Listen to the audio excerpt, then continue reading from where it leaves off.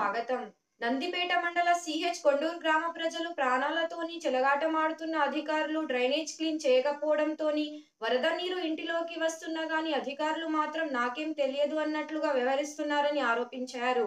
Irrigation department కాల్వ కావడంతో irrigation department కి కాల్వ కబ్జాకు గురవుతున్నా గానీ అధికారులు కాల్వ తీయకుండా నిర్లక్ష్యం వ్యవహరిస్తున్నారు.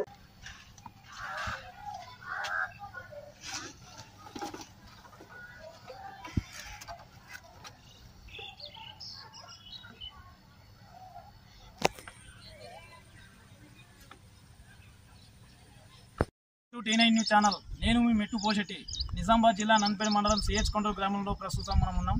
ఇక్కడ చూసుకున్నట్లయితే డ్రైనేజీ వల్ల గ్రామ ప్రజలకు ప్రాణహాని ఉన్నా కానీ అధికారులు మాత్రం స్పందించకుండా ఆఫీస్ కుర్చీ మట్టుకే కూర్చున్నట్లుగా ఉంది.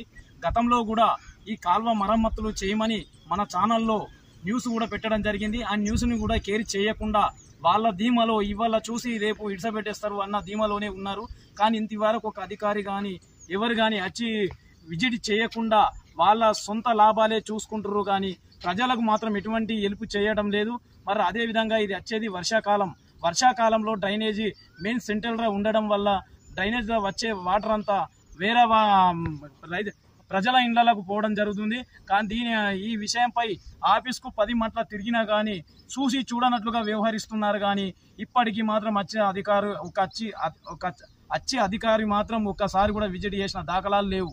అదే ఇల్లు ట్యాక్స్కి మాత్రం ప్రతి సంవత్సరం ఇల్లు ట్యాక్స్ కట్టండి, నల్ల బిల్లు కట్టండి, లేకుంటే నల్ల కట్ చేస్తామన్న మాటలే ఉన్నాయి. కానీ మరి ప్రజలకు ఎటువంటి హెల్ప్ చేస్తున్నాం, ఎటువంటి డ్రైనేజ్ కానీ ఏదైనా కానీ సక్రమంగా ఉందా లేదా అన్న చూసే దాఖలాలు కనిపించడం లేదు.